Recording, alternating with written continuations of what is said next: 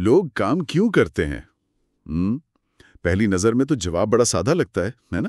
کہ بھئی پیسے کمانے ہیں، زندگی گزارنی ہے۔ جی بالکل۔ لیکن کیا یہ واقعی پوری تصویر ہے؟ آج ہم کچھ اقتباسات دیکھ رہے ہیں۔ عنوان ہے علم اور دولت، کام کا اصل مقصد۔ یہ ذرا مختلف زاویے سے دیکھتے ہیں اس سوال کو۔ یقیناً دیکھیں، روزمرہ کی ضروریات ہیں، بل ہیں، یہ سب تو کام کرنے کی بنیادی وجہات ہیں ہی۔ بالکل۔ لیکن ان ذرائع میں نا ایک اور نقطہ نظر بھی ہے جو شاید رابرٹ کیوساکی کے رچ ڈیڈ والی سوچ سے ملتا جلتا ہے۔ رچ ڈیڈ پور ڈیڈ، ہاں سنا ہے۔ جی، تو وہ نظریہ طویل مدتی کامیابی مطلب لانگ ٹرم سکسیس اور مالی آزادی پر زیادہ زور دیتا ہے۔ ہاں، یہ بات تو مشہور ہے ان کی کہ پیسے کے لیے نہیں، سیکھنے کے لیے کام کرو۔ تو آج ہم اسی پہ ذرا بات کریں گے ان اقتباسات کی روشنی میں کہ یہ صرف ایک نعرہ ہے یا اس میں واقعی کوئی گہرائی ہے۔ بالکل۔ دیکھیں، ذرائع یہی کہتے ہیں کہ جو لوگ واقعی مالی طور پر کامیاب ہوتے ہیں نا، یا ہونا چاہتے ہیں، وہ اپنی نوکری کو یا اپنے کاروبار کو صرف آمدنی کا ذریعہ نہیں سمجھتے۔ اچھا، تو پھر کیا سمجھتے ہیں؟ وہ اسے نئی مہارتیں سیکھنے کا، نیا تجربہ حاصل کرنے کا، اور خاص طور پر جسے وہ مالی ذہانت کہتے ہیں، فائنینشل انٹیلیجنس، اسے حاصل کرنے کا ایک موقع سمجھتے ہیں۔ اچھا، یہ مالی ذہانت، یہ لفظ تو سنا ہے کافی۔ ان ذرائع کے مطابق اس کا اصل مطلب کیا بنتا ہے؟ کیا یہ صرف حساب کتاب ہے؟ نہیں، اس سے کہیں زیادہ ہے۔ مالی ذہانت کا مطلب ہے کہ آپ پیسے کی نفسیات سمجھیں، یہ جانیں کہ اثاثے کیا ہیں، واجبات کیا ہیں، ایسٹس اور لائبلٹیز میں فرق کیا ہے۔ اور سب سے اہم، یہ سیکھیں کہ پیسہ آپ کے لیے کیسے کام کر سکتا ہے، بجائے اس کے کہ آپ ساری زندگی بس پیسے کے پیچھے بھاگتے رہیں۔ صحیح۔ تو یہ جو سمجھ بوجھ ہے نا، یہ اصل میں تنخواہ کے ہندے سے کہیں زیادہ قیمتی ہے۔ تو گویا یہ سوچ کا فرق ہے کہ آپ نوکری سے کیا حاصل کرنا چاہ رہے ہیں، صرف مہینے کی تنخواہ یا وہ علم جو آپ کو آگے چل کر مستقبل میں زیادہ مستحکم بنا دے۔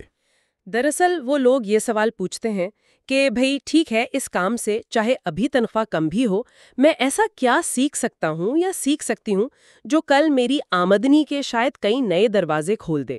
اچھا، تو یہ نقطہ نظر وہ وقتی فائدے کے بجائے ایک طویل مدتی اثاثہ بنانے پر ہے، یعنی علم اور مہارت کا اثاثہ۔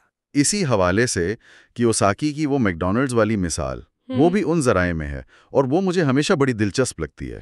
جی، وہ مثال تو کلاسک ہے کہ شاید آپ میکڈونلڈ سے بہتر برگر بنا سکتے ہو۔ ہاں، اور یہ شاید سچ بھی ہو، بہت سے لوگ بنا سکتے ہوں گے، لیکن میکڈونلڈز کی جو دنیا بھر میں کامیابی ہے، اس کا راز ان کے برگر کے ذائقے میں اتنا نہیں ہے۔ تو پھر کس چیز میں ہے؟ جتنا ان کے کاروباری نظام میں ہے، ان کے بزنس سسٹم میں ہے۔ یہ کاروباری نظام، یہ کیا چیز ہے؟ مطلب برگر بیچنے سے اس کا کیا تعلق؟ دیکھیں، یہ وہ پورا ڈھانچہ ہے جس پہ کاروبار چلتا ہے۔ میکڈونلڈز کا سسٹم دیکھیں، ہر جگہ ایک جیسا ذائقہ، ایک جیسا معیار، ان کی سپلائی چین کتنی مؤثر ہے۔ ہاں، یہ تو ہے۔ ملازمین کی ٹریننگ کا ایک سٹینڈرڈ طریقہ ہے، مارکیٹنگ کی حکمت عملی ایسی ہے کہ وہ گاہکوں کو کھینچ لاتی ہے، یہاں تک کہ وہ جگہ کا انتخاب کیسے کرتے ہیں، یہ سب مل کے ایک ایسا نظام بناتے ہیں جسے چلانا اصل مہارت ہے، صرف برگر بنانا نہیں۔ سمجھ گیا۔ یہی نظام ہے جو اصل میں دولت پیدا کرتا ہے، پروڈکٹ نہیں۔ یعنی اصل کھیل پروڈکٹ سے زیادہ اس پروڈکٹ کو کامیابی سے لاکھوں لوگوں تک پہنچانے کا جو پورا میکانزم ہے وہ ہے۔ بالکل۔ اور ذرائع میں جو لکھنے والے کا ذاتی تجربہ ہے وہ بھی کچھ ایسا ہی ہے۔ وہ کہتے ہیں کہ انہوں نے اپنی نوکریوں کو ہمیشہ ایک لیب کی طرح سمجھا، جی، جہاں ہر چیلنج، ہر مشکل انہیں کوئی نہ کوئی نئی بزنس یا مینجمنٹ کی مہارت سکھا گئی۔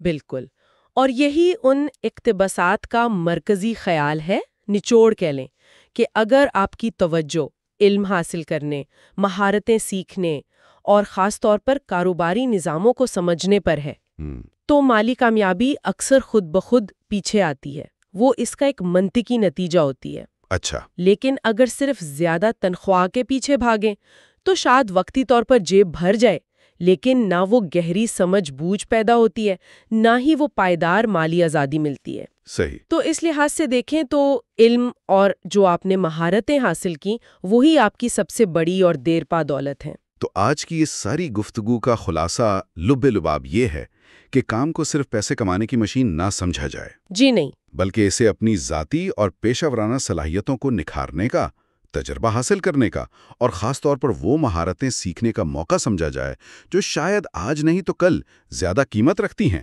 یہ اپنے آپ میں ایک سرمایہ کاری ہے۔ بالکل درست۔ اور یہ بات ہمیں ایک اہم سوال پر چھوڑ جاتی ہے جس پر شاید سننے والے غور کر سکتے ہیں وہ کیا؟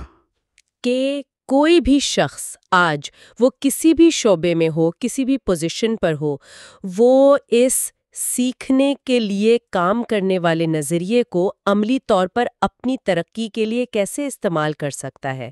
مطلب آج کے دور میں کون سی ایسی مہارتیں ہیں جن پر توجہ دینا، جنہیں سیکھنا سب سے زیادہ فائدہ مند ثابت ہو سکتا ہے؟